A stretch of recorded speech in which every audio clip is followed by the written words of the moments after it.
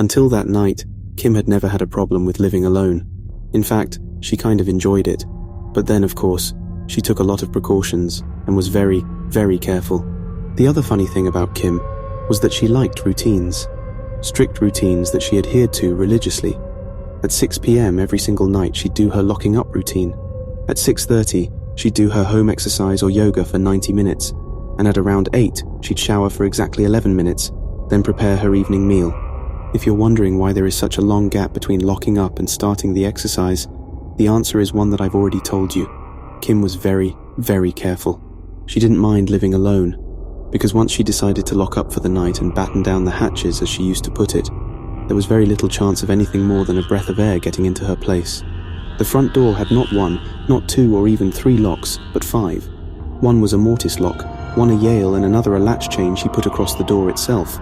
Both the front and back doors were not only locked, but barred. And when I say barred, I mean it literally.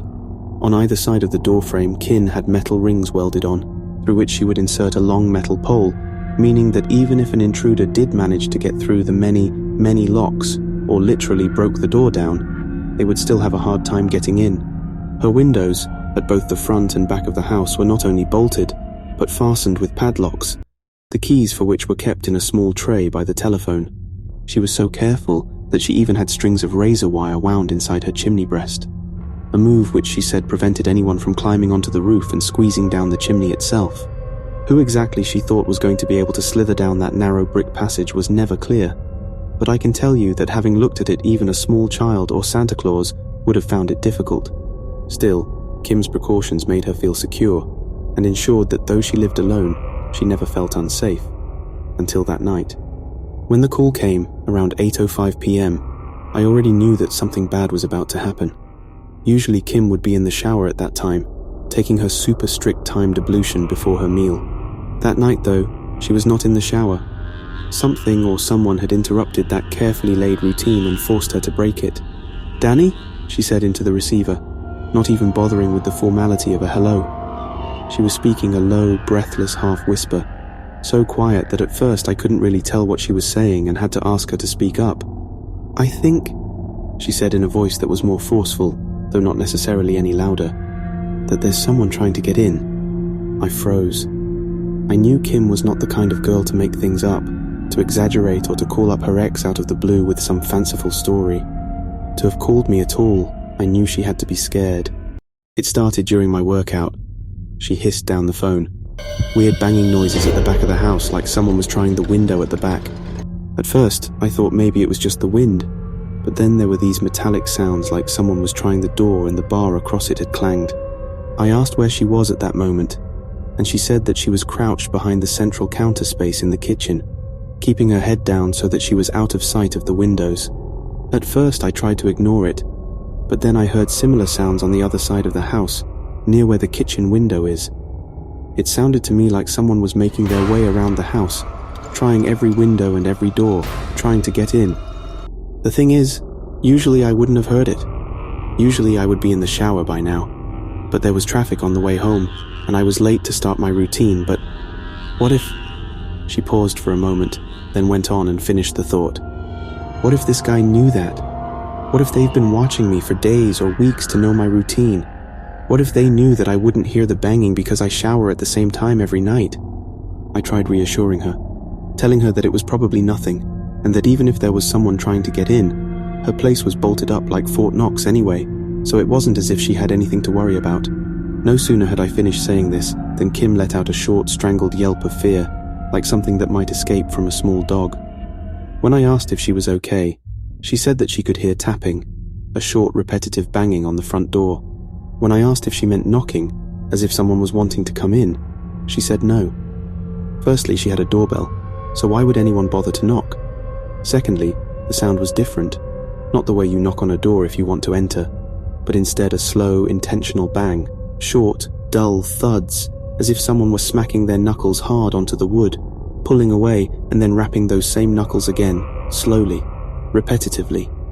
She had been wrong. This person didn't want to break in while she was in the shower, unheard and unnoticed. This was someone who made no attempt to mask the sound. They were not knocking to be let in, but just to let her know they were there. to let her know that they didn't need to be let in, that as soon as they found an opening, they were coming in anyway. Bang, bang, bang. Pausing for what seemed like a long stretch of silence, knowing that the person inside would be waiting, listening, the knocker outside seemed to enjoy the pause before repeating the motion a second time. Bang, bang, bang. As the bangs continued, I knew what she would be imagining. Some guy, with a fixed, wicked grin, stalking slowly around the perimeter of the house, tapping and banging heavily but deliberately on each window and door, letting her know, purposely, that he was there, and that eventually he would find a way in. I thought back to the nights I'd been inside that house, the times that Kim had woken up screaming, thinking that someone was trying the door or yanking at the window, despite the fact that they were padlocked closed. I remembered her telling me how, as a child, she had been terrified by her mother's bedtime stories about the 3 little pigs, how she could still remember the illustration of the big bad wolf rapping on the door and begging to be let inside. Little pig, let me in. And how in that picture, the wolf's fangs had glistened with drool, its eyes pricked with red, staring mad with hunger at the flimsy houses made of straw and sticks. She had often said that her need, her compulsion to double, triple lock everything, probably stemmed from that. A childhood fear that the big bad wolf, or some hideous human equivalent, would come knocking one night, hoping either to be let in, or more likely finding a way to get inside himself. Again the sound came. Bang, bang, bang. Louder this time. So loud in fact that I could hear them coming through the receiver. I heard Kim gasp and knew, from the gulped half-breath she took, that she was close to tears with fright. "Someone's here, Danny," she blubbered. "Someone's here, and they're trying to get inside." At that point, I decided to take charge. "Go," I said firmly. "Get out of the kitchen and make sure you don't look up at the windows. Don't let him see you," I added, firing instructions with as much authority as I could muster, trying as best as I could to force her to listen, to do as I said.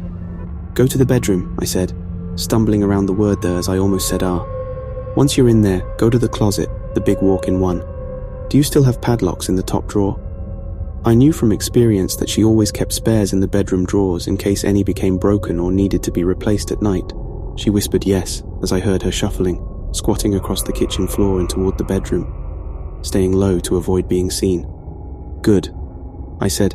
"Get inside the closet, try to make as little sound as possible, and use the padlock to close the handles together.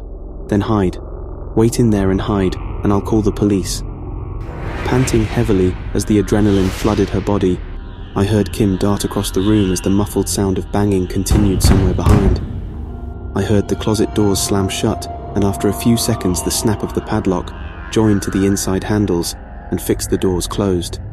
For a few seconds the line went dead, and Kim didn't say a word.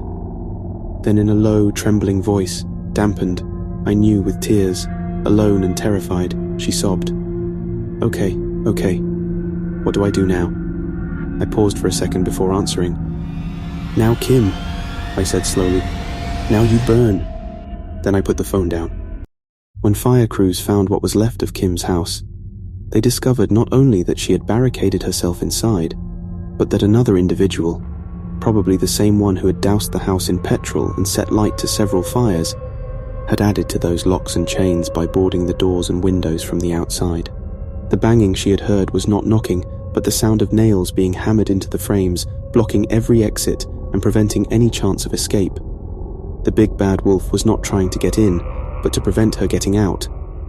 I'll admit that when Kim called me that night, when she dialed my number for the first time in months out of fear and desperation, I was a little hurt. Even in her terror, even in her panic, she never once asked that I come to her rescue. Never once suggested that maybe I should come over. Not that it really mattered, because of course, I was already there.